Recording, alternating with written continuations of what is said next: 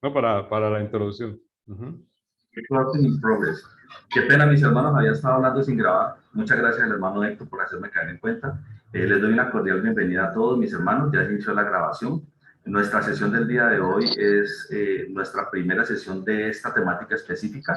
Es una temática que hemos decidido tocar a raíz de que el grupo la solicitó y es conocer un poco más acerca de los personajes, sus opiniones y sus vidas de los que están detrás de que hoy en día exista esta versión en griego del Nuevo Testamento que maneja la crítica textual, que es la fuente que utilizan hoy en día Sociedades Bíblicas Unidas para traducir a todos los lenguajes del mundo el Nuevo Testamento, y que esta fuente, es decir, este Nuevo Testamento en griego, es el que ya tiene amputados los versículos, el que ya tiene la ausencia de muchos otros versículos, etcétera, que vimos en el curso que ya terminó hace 8 días. Entonces, he tomado una decisión y es más que construir unas diapositivas que, vuelvo y repito, se pueden construir, no hay ningún inconveniente, si lo determinamos, pues lo hacemos, pero más que eso es mostrar directamente de dónde estamos sacando informaciones, o sea, que lo que estamos compartiendo no se lo inventó el profe Luis Fernando, ¿sí? No se lo inventó el hermano Héctor Alcalá, ¿sí? No, para nada. Son, digamos que los hallazgos de lo que personas que ya han hecho un ejercicio juicioso previamente han dicho y han hallado, si los hallazgos que ellos tienen acerca pues, de estos personajes. Así que creo yo que para esta temática es como la más sana, la más apropiada, la más clara, y por eso pues creo yo que conviene que la trabajemos de esta forma. Así que bueno, no sé si hay algún comentario y si no, pues ya empezamos. Ok, entonces estos dos personajes, Westcott y Hort, nosotros los mencionamos en el curso, ¿no? Nosotros los mencionamos, Westcott y Hort. Los nombres de estos señores son Brooke, Foss, Westcott. Este es el nombre completo de uno de ellos. Brooke, Foss, Westcott. Y el nombre del otro completo es Fenton John Anthony Hort. Entonces, como dicen los hermanos Zamora y Valencia, pero tenían un nombre completo. Entonces, son Brooke Ford Westcott, ese es el primero de ellos. Y el otro, Fenton John Anthony Hall. Son los dos personajes con los que fue iniciando todo este proceso.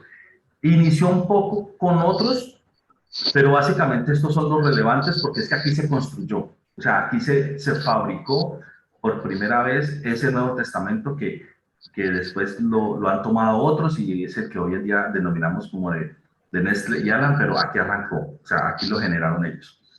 Entonces dice, ¿quiénes fueron estos señores? ¿Sí? Los inventores del Nuevo Testamento griego que utilizan las Sociedades Bíblicas Unidas. ¿Listo?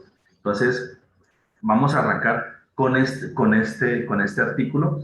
¿Por qué quise arrancar con este artículo? Porque antes de comenzar a hablar cosas muy específicas que también las tengo aquí en otros libros, aquí las tengo. Por ejemplo, aquí nosotros en este libro, eh, aquí en este libro, comenzamos a anotar puntos muy importantes. No lo vamos a tocar, sino que le quiero decir que ya está ahí preparadito para tocarlos. ¿Sí? Ellos defendían una teología antibíblica. ¿Cómo así? ¿Que por qué? Bueno, ya lo vamos a ver. Ellos negaron la inspiración de la escritura. ¿Sí? Ellos negaron la divinidad de Cristo. Ellos, bueno, hay una serie de puntos muy relevantes acerca de estos dos personajes y entonces, bueno, eso lo vamos a tocar un Luis poquito. Fernando, te agrego un poquitico allí sobre quiénes eran estos dos personajes que estamos nombrando. Westcott y Hort dice, eran dos académicos de Cambridge. Cambridge era una universidad de Londres, si no estoy mal. Sí, ¿Ya? de Inglaterra, sí. Exacto, Inglaterra. Y elaboraron una teoría radicalmente nueva. O sea que eso es una teoría de ellos. ¿Ya? Para saber de quién estamos tratando. Eran dos académicos. Listo, hermano. Siga adelante. Sí, eran dos académicos. Aquí más o menos está como el resumen, pero ya más adelante está como Ajá. más detallado. Bueno, dice, vamos a hacer la lectura. O sea, yo quiero de forma, no es mi opinión, ¿sí? Es lo que vamos a compartir acerca de lo que estos señores, digamos, hicieron y lo que otras personas ya tienen investigado. Bueno, entonces vamos a empezar con esta lectura. Vamos a arrancar aquí. Westcott y Hort defendían una teología antibíblica. Bueno, antes de hablar de lo que defendían y no defendían, vamos a ir a ver un momento acerca de Westcott y Hort, por lo menos dónde nacieron y este tipo de cosas. Eso, exacto, exacto. Entonces, arranquemos primero por ese punto. ¿Listo? Entonces, arranquemos por Westcott. Entonces, Brooke, Foss, Westcott. ¿Listo? Entonces, vamos a ver qué nos dice Wikipedia sobre este señor, aunque no hay necesidad que sea Wikipedia, ¿no? Se encuentra también en otras fuentes. Entonces, este señor nació el 12 de enero de 1825. 1800, hermano. Estamos en el año 2021. ¿Sí? 2021. Estamos hablando de 1825. O sea que estamos hablando de que estos señores comenzaron a hacer toda esta campaña y a elaborar este Nuevo Testamento con todas las falencias que ya conocimos, ¿sí? En el año 1800, más o menos para mediados, este hombre ya tenía 25 años, ¿sí? O sea que ya era una persona con cierta formación académica, o sea que de mediados del siglo, si estamos hablando de 1800, ¿qué siglo es, mi hermano? Siglo XVIII. Siglo XVIII. No. ¿No? 19, No. 1919. Cuando hablamos del año, por ejemplo, 105, ¿qué siglo sería, mis hermanos? Si es el año 105. Primer siglo. Ah, no, ese ya es segundo siglo. Segundo Segundo. segundo siglo. Así que cuando arranque por 1, realmente es el siglo 2. Es el siguiente. Eso, el siguiente. Entonces, cuando hablemos del siglo 2, quiere decir que estamos hablando del año 100 al 199. Entonces, en este caso, estamos hablando del año 1825. Entonces, estamos hablando del siglo 19, ¿correcto? Ah, sí, ya estamos en el 19, correcto. Entonces, mediados del siglo XIX, este hombre ya era un hombre adulto de 25 años, ¿sí? Mediados del siglo XIX. Entonces, estamos hablando que desde mediados del siglo XIX, después a mediados del siglo XX, ya va un siglo completo, ¿sí? Y a mediados del siglo XXI iría otro siglo completo, ¿sí? Pero ¿en qué siglo estamos?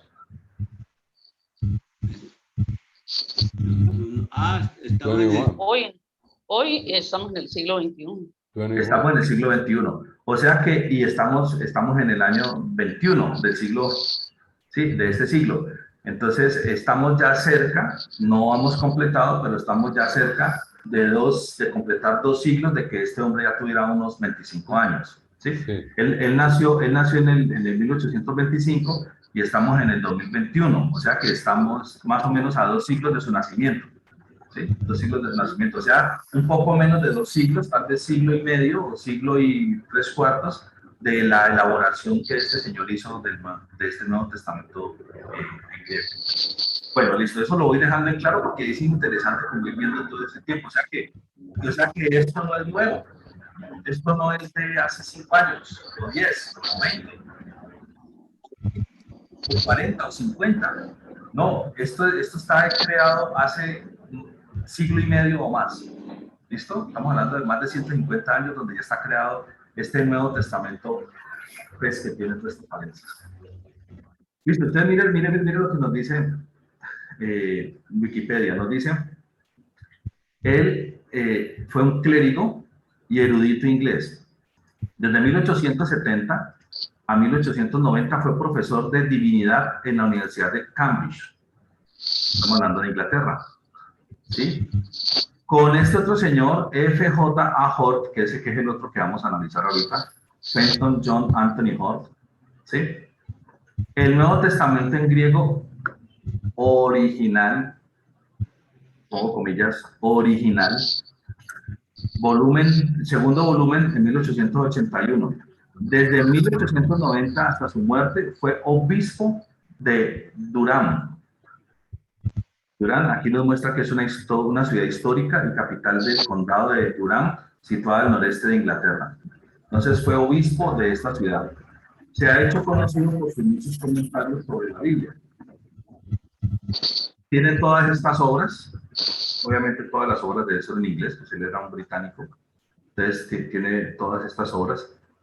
Entonces, lo que yo les decía, mire, él nació en 1825, pero por allá ya a mediados, ya el hombre ya tenía su formación. Mire, este primer libro lo sacó en 1851, a mediados de siglo, como yo estoy diciendo. O sea, su producción intelectual a nivel de libros y escritos comenzó a hacerse notoria a partir de la mitad del siglo. ¿Sí? A partir de 1851 ya sacó este primero y ahí fue sacando seguidito muchos otros más. ¿Listo? Bueno, no nos habla más de este personaje. Bueno, está bien. Ok. Entonces, más o menos eso es lo que nos dice Wikipedia. Vamos a mirar un momento lo que nos dice Wikipedia o lo que nos dicen acerca del otro personaje, de Hort, que se llama Fenton John Anthony Hort. De este hay un poco más de texto. Dice, nació en 1828, son contemporáneos, son perfectamente contemporáneos. Sí, fue teólogo, fue editor y fue naturalista inglés. Nació en Dublín el 23 de abril de 1828. En 1846 pasó de rugbista a la Universidad de Trinidad, Cambridge, donde fue contemporáneo con E.W. Benson, de Westcott y de Lightfoot, otros personajes, entre ellos está pues Westcott. Los cuatro hombres se hicieron amigos y compañeros de trabajo de por vida. Luego, conjuntamente con Mayor y con Lightfoot, estableció el diario de la filosofía clásica y sagrada. Y se hundió con impaciencia en el estudio teológico. En 1857 se casó y aceptó la vida de la Universidad de St. Ipols, cerca de Hitchin, donde permaneció por 15 años. Durante su residencia allí, tomó una cierta parte en las discusiones sobre reformas de la universidad, continuó sus estudios y escribió ensayos para varios periódicos. En 1870 lo designaron miembro del comité para revisar la traducción del Nuevo Testamento y en 1871 entregó una lectura ante la universidad. Su título era El camino, la verdad y la vida. Pero no fueron preparadas para la publicación hasta muchos años después de su entrega. En 1872 aceptó una beca en la Universidad de Emmanuel. En 1878 lo honraron como profesor de teología en Hulsean. Había publicado, mientras tanto, con su amigo Westcott, una edición del texto griego del Nuevo Testamento bajo el nombre The New Testament in the Original Greek, el Nuevo Testamento en el griego original. El comité de revisión había aceptado gran parte de este texto, incluso antes de su publicación, como base para su traducción del Nuevo Testamento. El trabajo sobre su aspecto creó una sensación inmensa entre eruditos y vehementes. Fue atacado en muchos lugares, pero en el conjunto fue recibido como la aproximación más cercana al texto original del Nuevo Testamento. La introducción era el trabajo de Hort y su profundidad y plenitud convencieron a todos los que leyeron que estaban bajo dirección de un maestro. Hort murió el 30 de noviembre de 1892. Entonces, eso es lo que nos dice Wikipedia. Hay que tener en cuenta algo, mis hermanos, ¿no? Wikipedia es una herramienta muy útil, que nosotros tenemos acceso a ella de forma gratuita. Nos ayuda mucho para buscar temáticas, ¿sí? Sin embargo, lo que se refiere a opiniones, lo que se refiere como a ser parte de un grupo que piensa de una manera o de un grupo que piensa de otra manera, a veces no conviene quedarse solo con lo que dice Wikipedia. Y les voy a decir la razón. La razón es porque si uno quiere, uno puede cambiar esto. Yo si quisiera, usted si quisiera, podría agregar aquí algo y modificarlo. Les voy a mostrar, mis hermanos. Si ven que aquí dice editar, Sí. Yo le voy a dar clic ahí en editar, me lleva a una herramienta que me permite hacer algún cambio que yo quisiera. Entonces voy a colocar aquí algo. Es hijo de Luis Fernando Valencia. Lo acabo de escribir ahí. ¿Listo? Es hijo de Luis Fernando Valencia. Obviamente, pues este señor fue hace muchos siglos y no es mi hijo. Yo solamente tengo una hija. ¿Sí estamos de acuerdo? Entonces, si yo hago ese cambio, resulta que, ¿dónde estamos? Aquí. ¿Sí lo ven? Hijo de Fernando Valencia. Sí. Es hijo de Luis Fernando Valencia. Se presta para todo tipo Con eso, de ¿qué les quiero decir? Que en Wikipedia uno puede escribir lo que quiera. De hecho, yo he corregido en Wikipedia explicaciones equivocadas sobre temas matemáticos. Como yo pues soy también profe de matemáticas y es una de mis fortalezas, entonces a veces he consultado ciertas fórmulas matemáticas y hay errores. En algunas fórmulas he encontrado errores. Dijo, no, esa fórmula les quedó mal escrita, eso no tiene eso, le hace falta tal cosa, o le falta el exponente. Y entonces entro y la arreglo y ya la dejo para que quede bien como debe quedar. Entonces, con esto les estoy mostrando que aunque es una herramienta buenísima y hay que confiar en la buena fe, porque esto, ¿quién escribió esto? Pues alguien que conoce de Fenton Nihon, alguna persona juiciosa que se ha tomado el trabajo de escribir algo valioso y algo académico. Y en general así es siempre, o sea, eso es lo normal, o sea, no estoy diciendo que Wikipedia sea una herramienta mala que está llena de cosas torcidas, no, así no es. La verdad es que la experiencia ha mostrado que casi la mayoría está bien, ¿sí? Pero no quiere decir que todo, eso es lo que trato de decir, no quiere decir que todo. Entonces, cuando se trata específicamente de temas donde es importante como la opinión de esa persona, si estaba de un bando, en otro, o qué defendía o qué no defendía, puede ser que no sea tan oportuno basarse como una fuente en Wikipedia. Distinto es otro tipo de temas, que estudió en tal parte, que estudió en tal otra cosa, que no sé qué, que nació en tal año, que murió en tal año. Esos son como datos muy comunes, pero ahí como que no hay problema, pero más que todo son cosas de estas. Adelante, mi hermano, a ver. Varias cositas. Si en este momento alguien se mete a esta biografía, va a encontrar ese apunte. Solamente cuando yo lo deje en firme, pero no lo voy a dejar en firme. Eso no tiene control, eso no debe ser delito, supongo. No, porque esto es abierto. Es abierto, o sea, Wikipedia es una herramienta abierta para que cualquier persona del planeta agregue las cosas. Bravísimo, bravísimo. Nada de fiar. Nada confiable, sí. Eso es lo que trato ahí de decirles. ¿Listo, mis hermanos? Si yo le digo aquí publicar cambios, bueno, vamos a hacer un momentito y lo vamos a quitar. No es que no me gusta hacer esto, pero es que les quiero mostrar para que pues, aquí donde dice publicar cambios, voy a darle clic. ¿Sí? Entonces, bueno, aquí me dice entonces se agregó una claridad sobre su padre, por ejemplo. ¿Listo? Entonces, No es prudente. Entonces aquí se agregó y vamos a darle publicar cambios. Listo, se publicó tu edición. Ya esta quedó, digámoslo así, como en firme. Y vamos a mirar a ver dónde aparece ahí.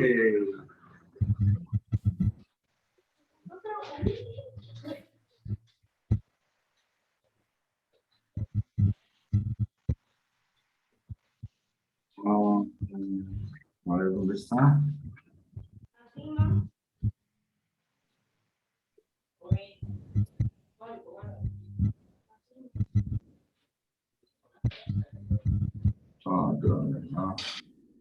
Aquí está.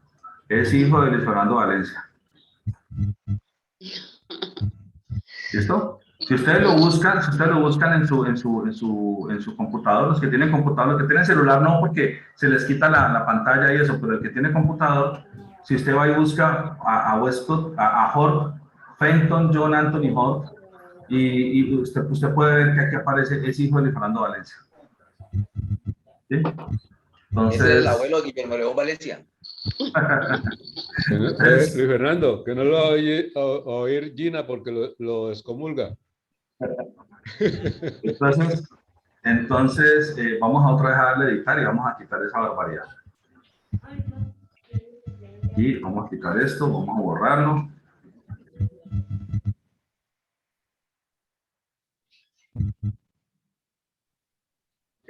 Vamos a decir que visualizar.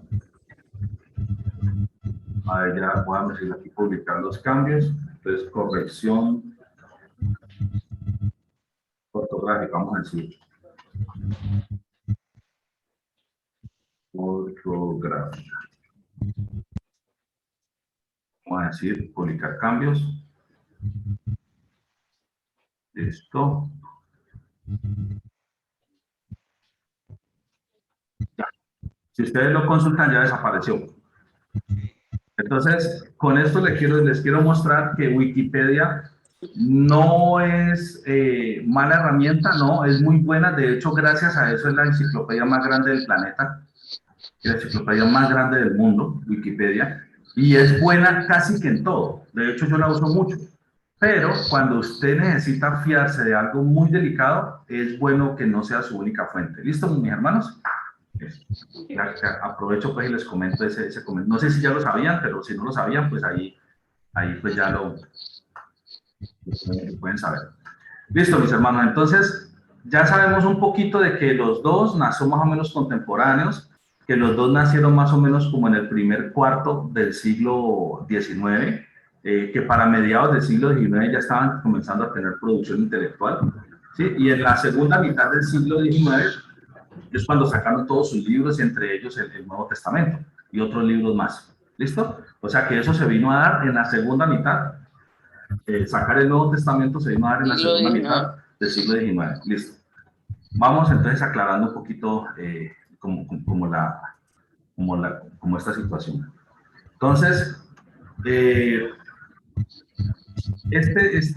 yo tengo dos documentos que quiero que leamos de manera, digamos, que introductoria. ¿Sí? El otro documento que les acabo de mostrar hace un momento es como un resumen de lo que se muestra en un libro, pero como tengo el libro, pues podríamos mirar el libro. Y me parece también muy interesante. Yo quiero más vale empezar con este. Entonces vamos a leer. Esto está escrito por un doctor, un señor investigador. Vamos a consultarlo para que también tengamos aquí como la información de este señor. Listo. Vamos a ver si está en español.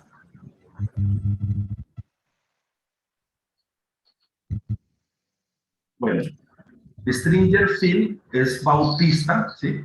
Es bautista. Tiene un ministerio que se llama Ministerio de Stringer.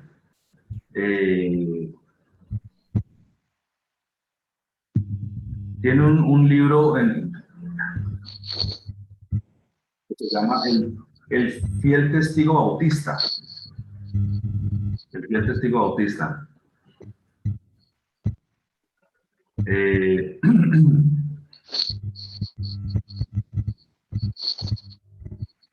Bueno, aquí nos muestra como una especie de resumen acerca de su libro. Vamos a mirar qué nos dice en español, porque pues, también está en inglés.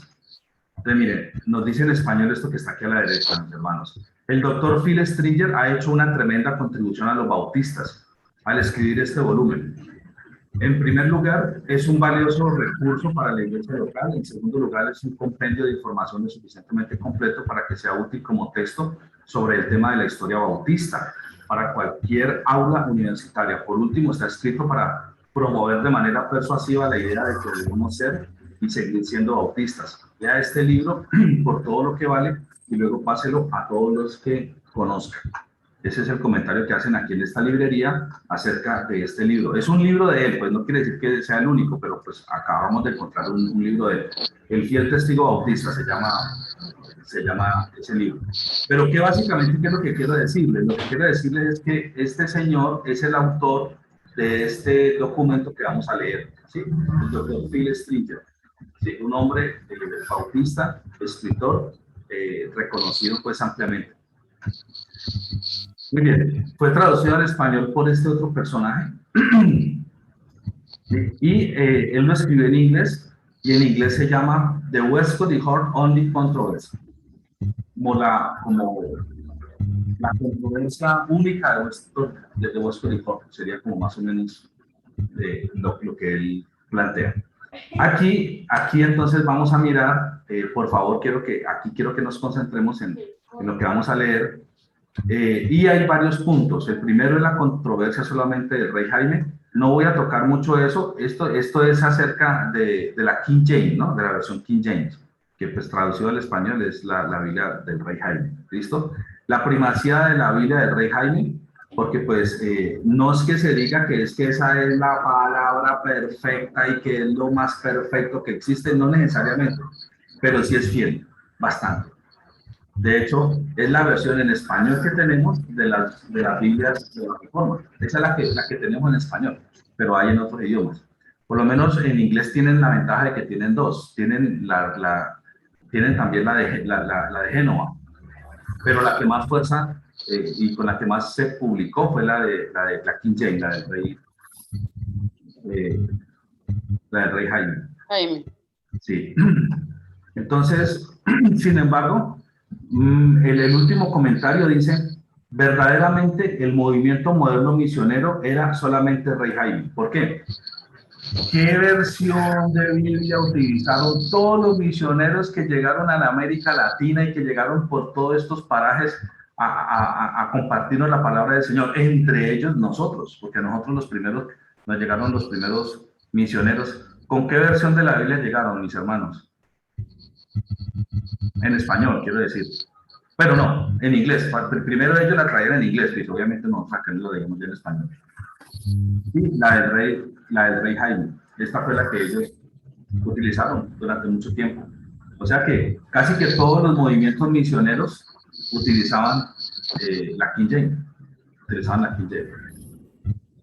Bueno, ahorita sí, porque esto ya es lo que tiene que ver con Westcott y Hort. Entonces vamos a empezar la lectura. Entonces, me acompañan, me dicen si lo pongo más grande para que todos lo podamos ver. Estoy poniéndolo más grande, más grande. No sé si ahí está bien o más grande. Ustedes me van diciendo qué tamaño, que lo puedan ustedes también leer, que uno de nosotros lo lea, pero que todos vayamos siguiendo la lectura. ¿Ahí lo ven bien? La letra está ahí bien, profe. Ah, bueno. Entonces vamos a dar inicio.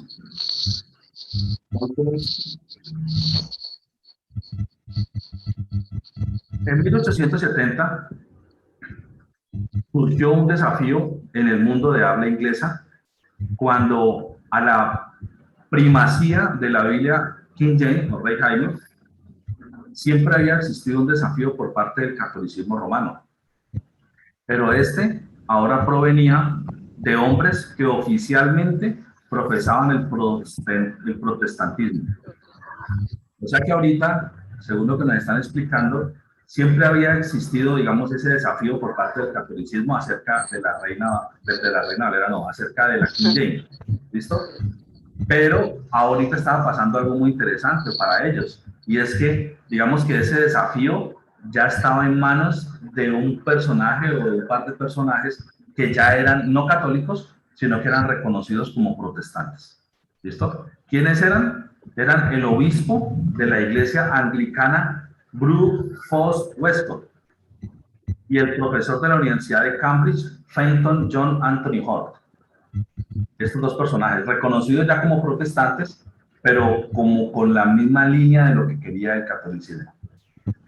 La idea central de la teoría de Westcott y Hort fue que el Nuevo Testamento fue preservado en un estado semiperfecto en dos textos griegos, el Vaticano y el Sinaí. Por ahí empezaron ellos. Empezaron a decir que el texto del Nuevo Testamento había sido preservado casi que perfecto, por algún detallito no, pero semi-perfecto, prácticamente de forma perfecta, fue preservado en los textos griegos en estos manuscritos del Vaticano y del Sinaítico.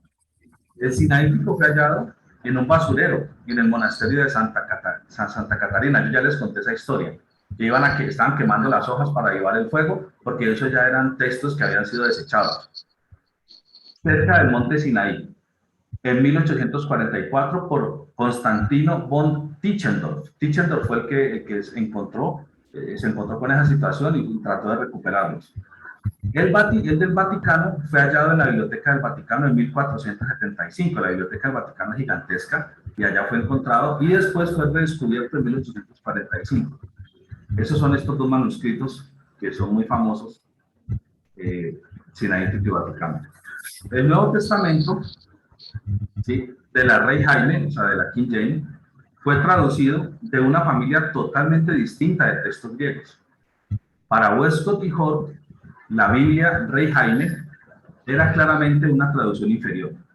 Para la opinión de ellos, la King James era una traducción inferior. Debía ser reemplazada con una nueva traducción por ellos, cuyos textos eran considerados mejores y más antiguos. Creían que la verdadera obra de Dios en inglés había sido retenida por una Biblia inferior. Esa era la opinión de ellos. Determinaron reemplazar la Biblia Rey Jaime y el griego del texto recibido. Y allí fue donde pues, se comenzó con este tema, ¿sí? A cambiar la fuente del Nuevo Testamento del griego del texto recibido. En pocas palabras, su teoría sugiere que por 1500 años la preservada palabra de Dios estaba perdida, hasta que fue recobrada en el siglo XIX en un basurero y en la Biblioteca del Vaticano. O sea que se había estado, digamos que, trabajando con unas versiones de la Biblia equivocadas, según la opinión de estos personajes. Hort mantenía un claro prejuicio en contra del texto recibido, llamándolo villano y vil. Así hablaba Hort de la versión de la Biblia King James. De la King James. De la King James. Y del texto recibido en general. Decía que el texto recibido era vil y villano, palabras literales de cómo él lo trató. Estamos hablando de lo que opinaba Hort. Hort enseñó de forma agresiva que la escuela de Antioquía, ¿sí?, asociada con Luciano, había traducido de forma ligera el verdadero texto de las Escrituras en el siglo II después de Cristo. Esto fue lo que supuestamente causó un texto de menor fiabilidad que se convirtió en el texto recibido. Esto se conoce como la teoría de la recensión luciana. Ellos afirman, este señor afirma, que el proceso que se hizo en el siglo II, ¿sí?, en la escuela de Antioquía es una de las dos famosas, la otra es la de Alejandría, que es la que generó los textos críticos, sí, pero la que es más fiable que hizo este ejercicio fue la de Antioquía. Él denigra de esta escuela de Antioquía, que fue la que originó los textos, el texto recibido. ¿Listo? Y se le da el nombre de teoría de recensión luciana a esa teoría de que es muy mala pues la traducción o el ejercicio hecho pues en esta escuela. Hort no tenía ni siquiera la más mínima referencia histórica para apoyar la idea de que tal recesión ocurriera. Simplemente especuló que debía haber ocurrido. O sea, no tenía hechos para lanzar esa teoría. Pese al hecho de que no existe ni una sola referencia histórica de la recensión luciana, muchos colegios universitarios bíblicos enseñan que fue un hecho. Esto es grave y esto se da en toda parte. ¿Sí? En seminarios teológicos alrededor del mundo se enseña el tema de la teoría de la recensión luciana como si eso fuera verdadero. Entonces las nuevas personas que se forman en los nuevos no, porque eso, vuelvo y les digo, eso ya estamos hablando de un siglo y medio para acá.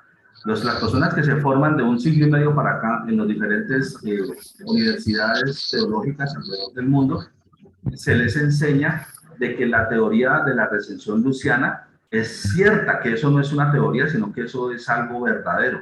Y no hay ni siquiera un solo hecho que respalde eso. Y eso, esa teoría la sacó este señor Hort para comenzar a desvirtuar la fuente de donde más adelante se tomó lo que hoy en día se denomina el texto recibido o textus receptus. Entonces, si él denigra de la fuente, pues de todo lo que se produjo ahí, pues ya no vale la pena tenerlo en cuenta. Entonces, mire la parte tan inteligente de cómo se va haciendo las cosas, ¿no? O sea, si yo necesito no tener en cuenta o desvirtuar esa versión, pues voy donde se originó y desvirtúo donde se originó. Entonces, todo lo que ellos hagan, pues queda desvirtuado. Entonces, esa es la primera parte. Ahorita dice... Luis Fernando, no. podríamos hacer una especie de break ahí y escuchar comentarios nuestros de la clase sobre lo que acabamos de leer. ¿Te parece? Claro, mi hermano. Sí. Yo tengo, por ejemplo, un comentario. ¿Qué reflexionamos nosotros sobre estos manuscritos que fueron hallados en un basurero? ¿Qué pasaba con la palabra de Dios en estos 19 siglos? ¿Dios se iba a quedar con la palabra guardada 19 siglos? ¿Qué opinan ustedes? Sin darla a conocer al resto de los creyentes.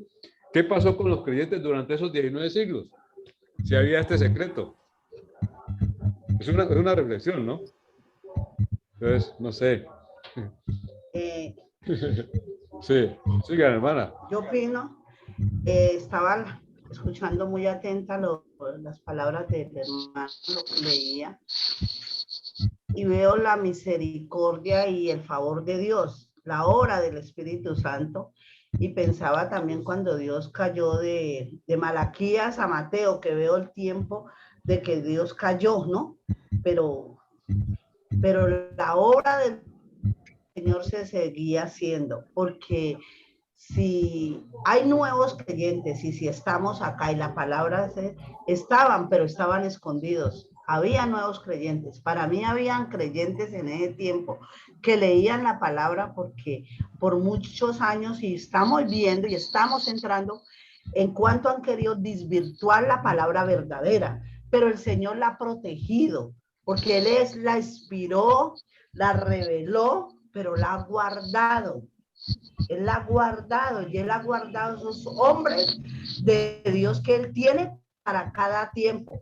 Una de estas, ahí vemos el hermano Luis Fernando con qué pasión, no desmeritando el anhelo y el deseo de tuyo, hermano Héctor, pastor, los demás, pero veo la pasión con que el hermano Luis Fernando lo está haciendo, con qué pasión, renuevo y celo por la palabra de Dios, y lo hace de esa manera que nos muestra, es como abrirnos los ojos, abrirnos el panorama para nosotros ver lo que sucedió. Entonces sí, el Señor sí la protegió y la ha estado, porque la palabra podía haber estado en un basurero, pero recordemos que aún si usted se encuentra una Biblia y está en un basurero, sin la revelación del Espíritu Santo, la obra del Espíritu Santo sigue siendo un libro, pero lo que nos hace es el Espíritu Santo que nos revela la palabra.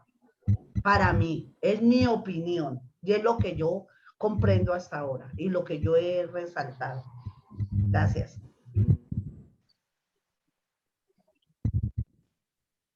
Oímos comentarios. Gracias, hermana Marta. ¿Qué opinas de lo que acabamos de leer? Don Luis Fernando, ¿me escucha? Sí, adelante. Sí, señor, estamos escuchando. No, pues yo me pongo a mirar esto, lo que está leyendo, y uno, si lo lee de primerazo, o sea, sin todo el conocimiento que usted nos ha ayudado, uno dice, no, pues gracias a Dios que nació Westory Hort. Uno dice, no, pues ellos son los que tienen la verdad. Los que tienen la verdad, o sea, uno de primerazo lee eso y de una se confunde y lo convencen a uno de que ellos tienen la verdad, o sea, leerlo así de primerazo lo confunden. Gracias a Dios y a estas clases que hemos venido pues aprendiendo, uno se da cuenta de que sí realmente le están haciendo mucho daño a la Biblia. Gracias, hermano, por ese comentario, porque Sí, excelente, gracias. me llama mucho la atención que estos personajes Westcott y Ford modificaron el texto griego original. Es que es una clave. Ellos modificaron el texto griego original. Entonces ahí comienza ya a meterle la mano a la palabra. ¿Ya? Ahí vimos el comentario más adelante. Ellos sacaron su propio texto griego. ¿Qué tal, pues?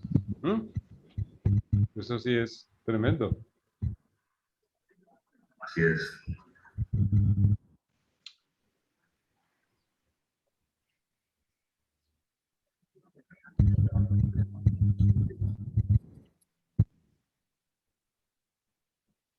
Queda abierta la discusión. Luis Fernando, este material nos lo va a mandar también para leerlo detenidamente, sí. Sí, hermano, yo les puedo mandar los links de todos estos documentos. La belleza de esto es que está en internet, ¿no? Entonces, cualquier persona que tenga el link puede acceder a los libros, puede acceder a los artículos, puede acceder a todo. Gracias. Pero lo que pasa, yo no sé, aquí quiero preguntarle a mis hermanos lo siguiente. Y aquí quiero ser un poquito, escucharlos un poquito para no ser exagerado. Me disculpan ahí el comentario, pero es que cuando yo me meto a trabajar algo así, pues, en que me concentro, yo busco y leo aquí, leo allá y me documento y le pregunto a gente que sabe y tal, y armo las cosas, ¿no? Pero resulta que finalmente uno se da cuenta que ha tocado la mundial de documentos y un montón de libros y de artículos y de cosas. Entonces, uno finalmente se va quedando con unos cuantos que son como pues, los que tienen como el resumen, como que los que tienen un poco más condensado y tal. Pero aún así, aún siendo como documentos un poco más, los que resumen, digámoslo así, sigue siendo extenso. Entonces, ¿qué les quiero decir con esto? Que yo con mucho gusto les puedo colocar y se los voy a mandar, no hay ningún problema. Pero... Bueno, el link. Sí, el link, no, por eso, los links. Pero lo que quiero decirles es que las lecturas son largas. O sea, si usted lo quiere hacer, excelente que lo haga, qué bendición que lo haga, buenísimo que lo haga, me parece genial que todo el grupo lo hiciera, me parecería fantástico, ¿sí? Pero pues depende también no solo de la disposición, sino de los tiempos, depende de la dedicación que le quieran poner pues a diferentes temas.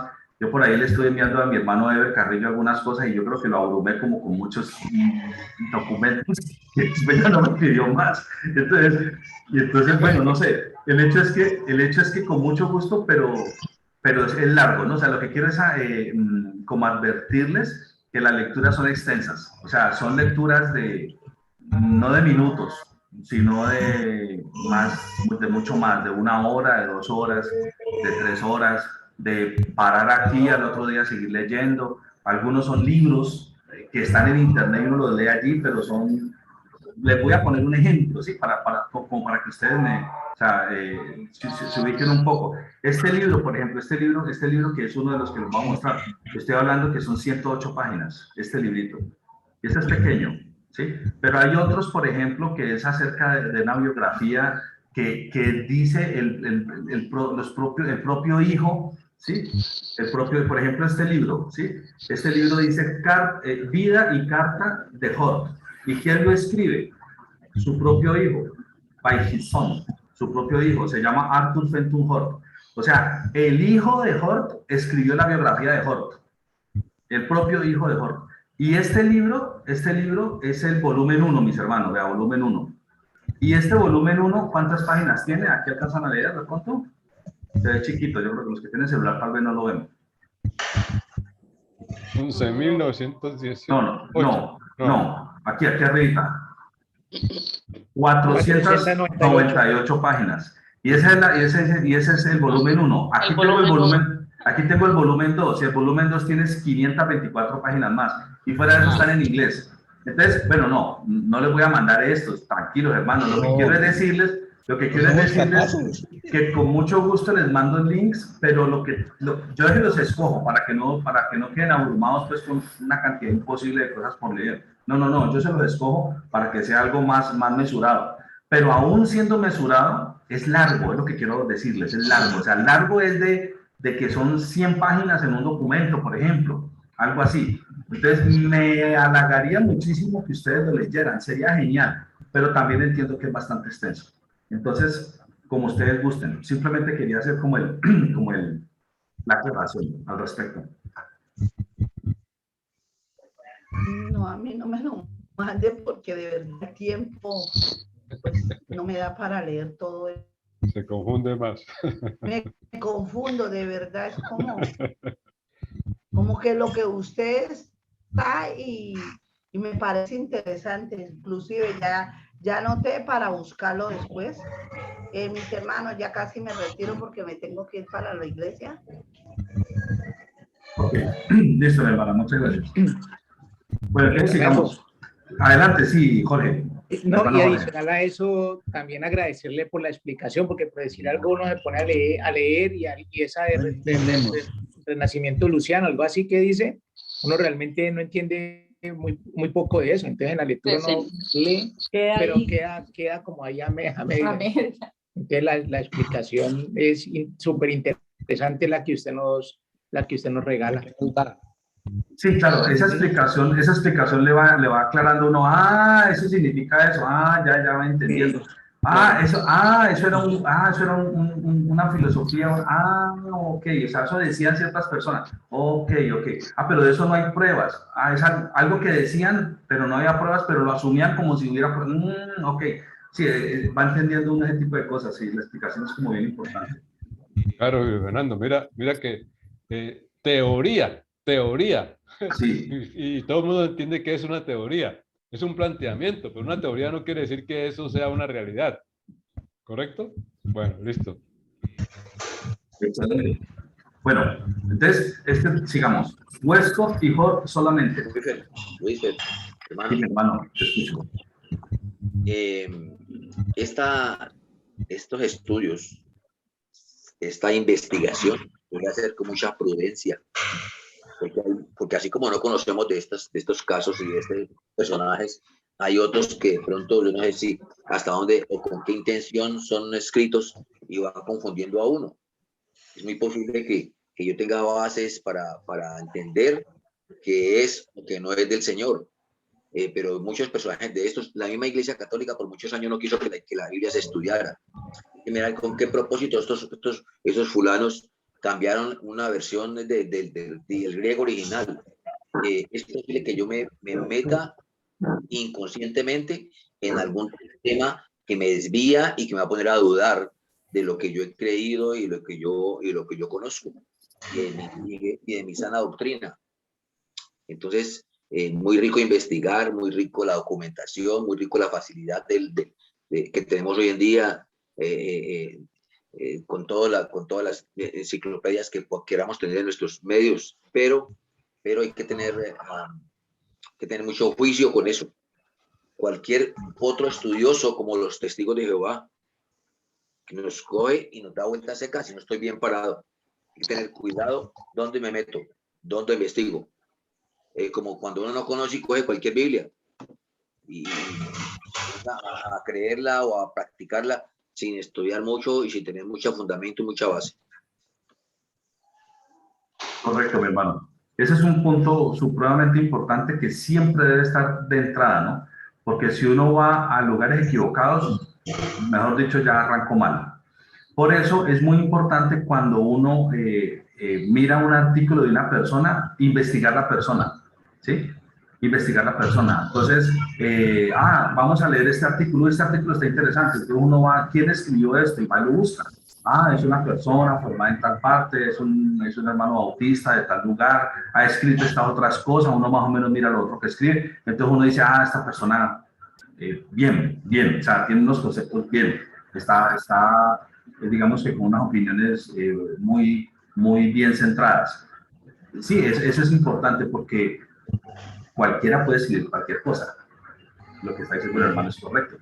Así que lo primero que me encuentre y lo primero que muestre no es sano.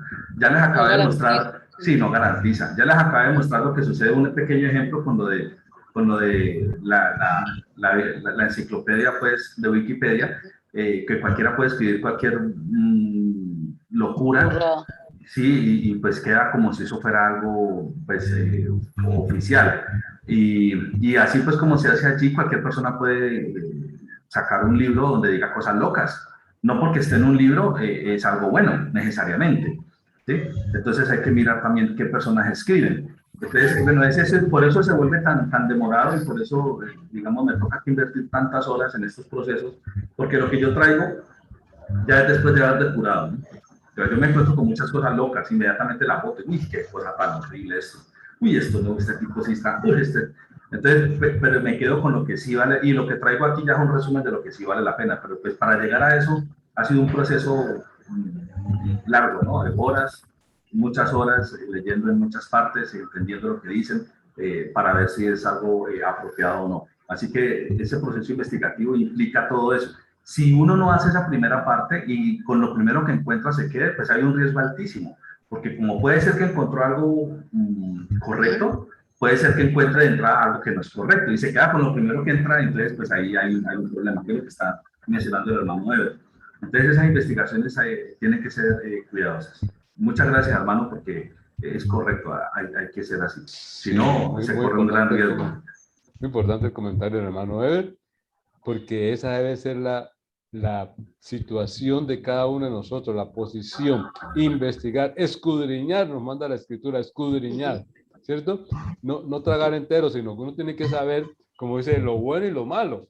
De eso se trata el ejercicio, porque le hablan a uno de un personaje, pero usted va tragando entero sin saber quién es, ni el soporte, ni la investigación a fondo de la realidad. Entonces usted queda con lo primero que recibe, así no debe ser. ¿Listo, hermano? Importante. Esa es la responsabilidad de nosotros los cristianos, precisamente. Tenemos una responsabilidad de escudriñar hasta descubrir la verdad, hasta saber y estar convencidos de la verdad. ¿Listo, hermanos? ¿Me escucha, Fernando? Adelante, hermano Gildardo.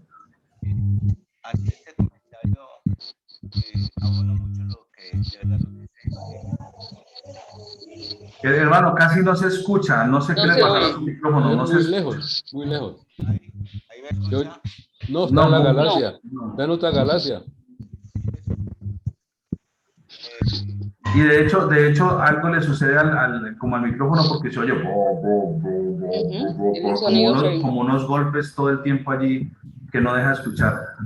No sé si ahí me escucha. No escucha bien. ¿Usted tiene audífonos, hermano? ¿De pronto tiene por ahí cerca audífonos? ¿Manos libres? Estoy haciendo más, no. Bueno, démoslo. Siga adelante. Ahora sí se leyó sí mejor, se leyó mejor. Ahí mejor. Se lo escuchó mejor. Cuando dijo siga adelante, eso sí. ¿Puedo hablar ahí? Se volvió a ir. No lo escuchamos. Míreme a ver. Ahí sí. Bueno, añadiendo y en los comentarios que hacen Giovanna y Jorge y Ever, todos, la verdad es que si yo lo coloqué ante nosotros acá en estos temas, en este estudio, porque no, de verdad estaría pues, para entendimiento de esto. Por eso, ahí, y gracias a eso despejamos mucha duda y sabemos que estamos guiados por una persona usada por Dios. Eso era todo. Muchas gracias, hermano Gildardo. Sí, le escuchamos casi todo, la mayoría. Muy amable. Gracias. Bueno, no sé si hay alguien más va a opinar con el espacio que el hermano Héctor abrió.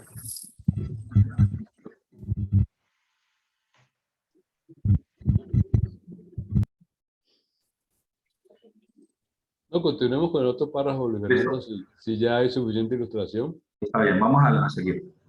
Dice, está claro que el movimiento moderno de revisar la Biblia en inglés se basa completamente en las obras de Westcott y Hort. Hay un señor, un autor, K.W. Clark, escribe, el texto Westcott Hort se ha convertido hoy en nuestro texto receptus. Hemos sido librados de uno para ser cautivados por otro. Las cadenas psicológicas tan recientemente rotas de nuestros padres han sido nuevamente forjadas sobre nosotros, aún de manera más fuerte.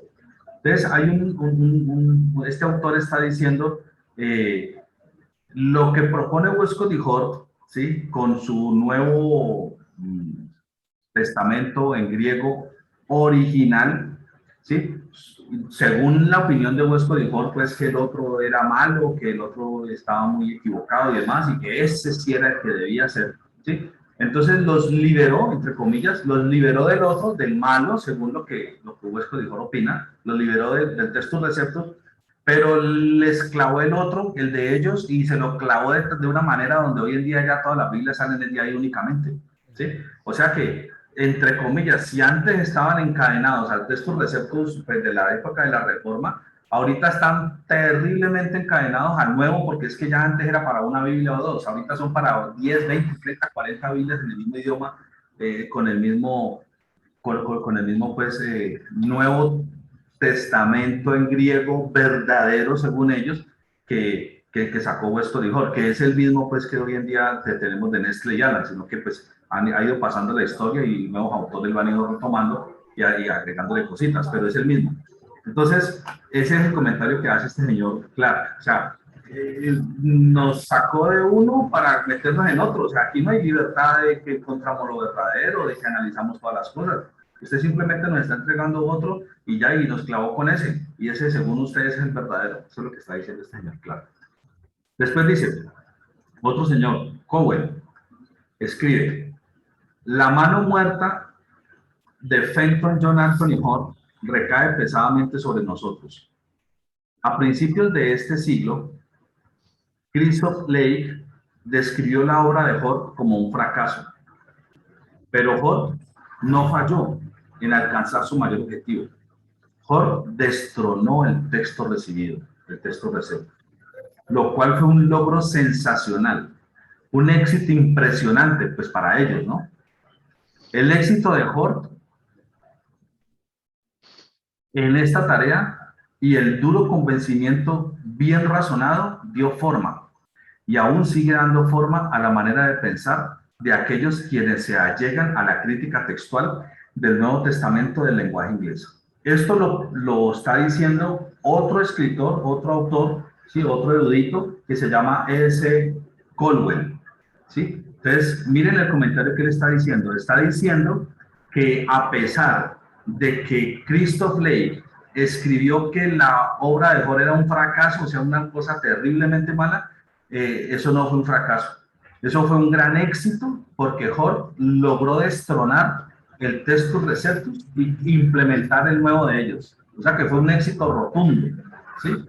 Completamente, pues, logró el cometido, pues, que hoy en día nos está, pues, digamos que, yo diría perjudicando de alguna manera. Entonces, y nos está diciendo también que de una manera razonada, ¿sí? ¿Por qué dice razonada? Porque es que ustedes observaron las palabritas que se quitan, una palabrita en muchos versículos, dos palabritas, pero qué palabritas tan bien escogidas, ¿no? Qué palabritas tan bien elegidas para quitar ciertas fuerzas importantes al texto, ¿listo? Entonces, bueno, ahí es otro comentario de otro de estos personajes. Entonces, miren que uno va encontrando que eruditos han hecho comentarios bravos, exponiendo lo mal del ejercicio de Westcott y Hort, ¿no? Pero por eso es que es bueno, digamos, que remitirse pues a lo que dicen otros autores, ¿no? Dice Shane Hodges, un profesor de muchos años en el Seminario Teológico de Dallas, escribe: la crítica textual moderna está psicológicamente adicta a Westcott y Hort. yo les había comentado que el ejercicio de la crítica textual, científicamente hablando, es buenísimo. Originalmente, como debe ser, su ejercicio natural desde una disciplina científica es buenísimo. Y les coloqué el ejemplo del profe en el tablero, que llenaba el tablero, y un salón de 60 personas que tomaban nota. ¿Recuerdan ese ejemplo que lo hemos tocado varias veces? ¿Sí? Y que la mejor manera de reconstruir lo que estaba escrito en el tablero es tomar todos los apuntes de los 60 y analizarlos y irlos mirando detalladamente, palabra por palabra, renglón por renglón. Y esa es la mejor forma de construirlo, porque aunque haya errores, siempre la mayoría me va a ir diciendo qué es lo que debo copiar. Entonces esa es una forma buenísima, es un ejercicio científico juicioso que me va a permitir reconstruir un texto, no digamos que al 100%, porque pues sería, digamos que erróneo afirmarlo que necesariamente al 100%, pero sí cerca al 100% en todo caso, muy cerca del 100%, o sea, con muy alta fidelidad. Pero una cosa es eso, bien hecho, y otra cosa es lo que se tornó y modificó y cambiaron y le llamaron crítica textual moderna. Ya no es la crítica textual científica que debe ser, es una crítica textual con cambios, amañada, con unas reglas que ya no son las reglas originales, sino unas reglas que convienen para su ejercicio y para los resultados que quieren obtener. Les recuerdo un poquito, porque eso lo vimos en el curso. Por ejemplo, para que funcione bien, tienen que analizar todos los textos, todos los manuscritos que tengan a su alcance, ¿sí? Pero resulta que si fuera así, como estos son solo 2 manuscritos los que ellos exponen, que es el del Vaticano y el Sinaítico, y hay cientos y cientos miles de los otros, de los que son el texto mayoritario, de textos receptos. Si los analizaran en conjunto todos, pues van a encontrar que la reconstrucción va a ser casi que la misma que tenemos en las Biblias de la Reforma, o sea, en el texto receptos. Porque las que están torcidas, como por ejemplo estas 2 y otras cuantas, pues no van a ser la mayoría, ¿sí? Sino un grupo pequeño. Y el ejercicio sano va a como resultado los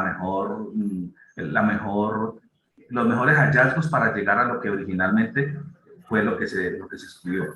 Pero entonces cambiaron reglas. Por ejemplo, hoy en día nosotros tenemos hallazgos ya se los mostré también, de documentos de padres de la iglesia que hacían referencia a textos desde el siglo I, desde el siglo II, que estaban en la Biblia, aunque no tenemos la Biblia de donde lo sacaron, pero lo sacaron de la Biblia de su momento, y hacen referencia literal, padres de la iglesia, donde mencionan textos perfectos, exactos, ¿sí? A los que figura, digamos, en la Reina Valera o en la King James, que son las reglas de la Biblia de la Reforma, pero que no están en el texto de ellos.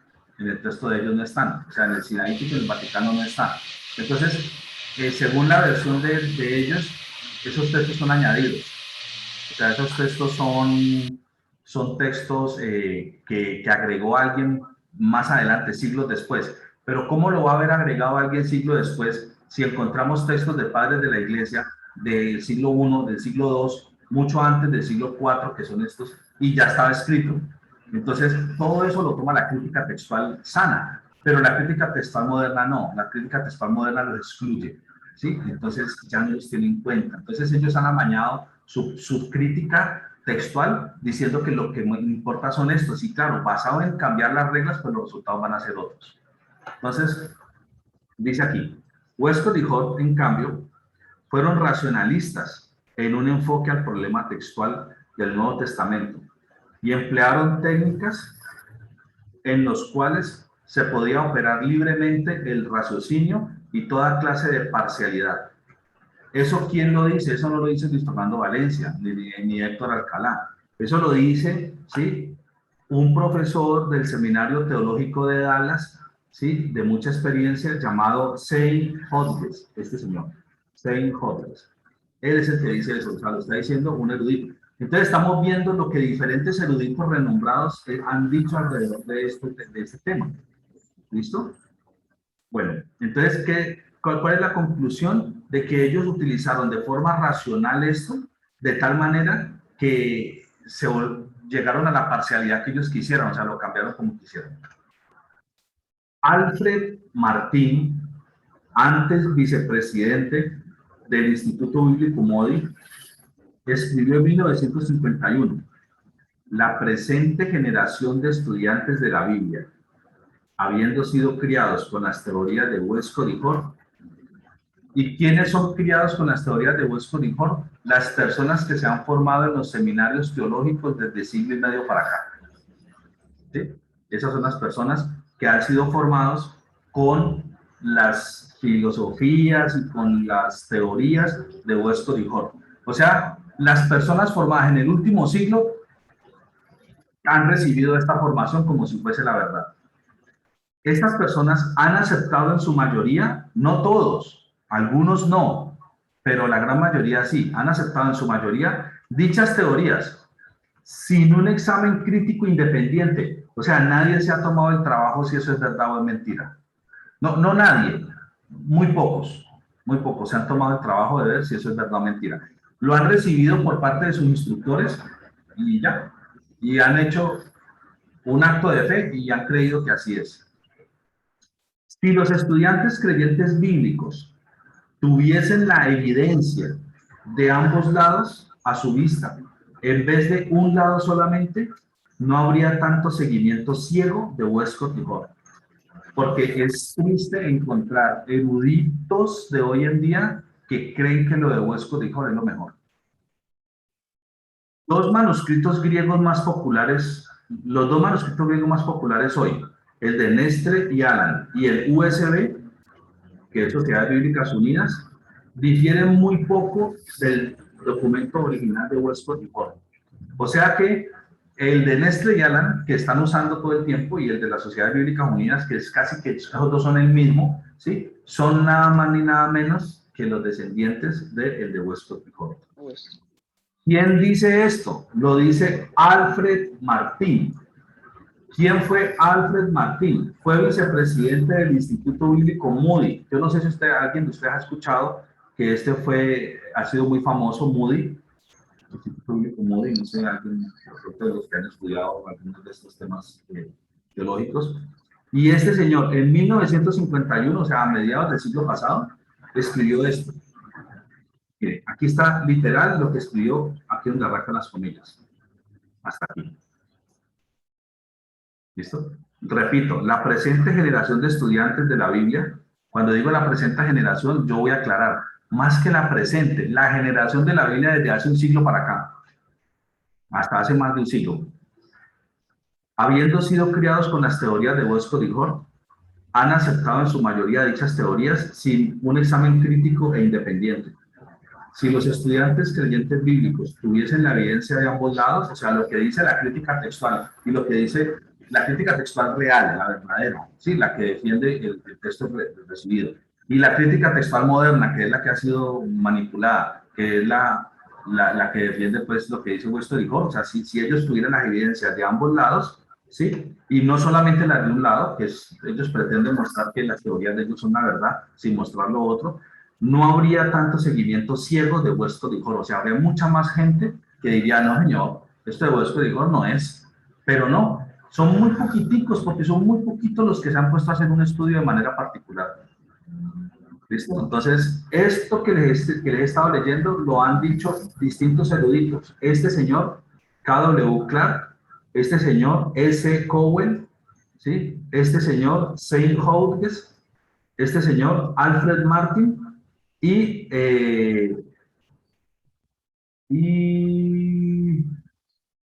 no más. Eso. Ahí está. Lo que usted debe creer para aceptar la teoría de Westcott y Hort. O sea, si usted quiere aceptar lo que Westcott y Hort dice, entonces, con eso terminamos. Debe creer que gente que creía en la deidad de Cristo a veces corrompen manuscritos bíblicos. Usted debe creer eso para comenzar a creer todas las cosas que el dice. Que la gente que creía en la deidad de Cristo, ¿sí? Estas personas a veces corrompen manuscritos bíblicos.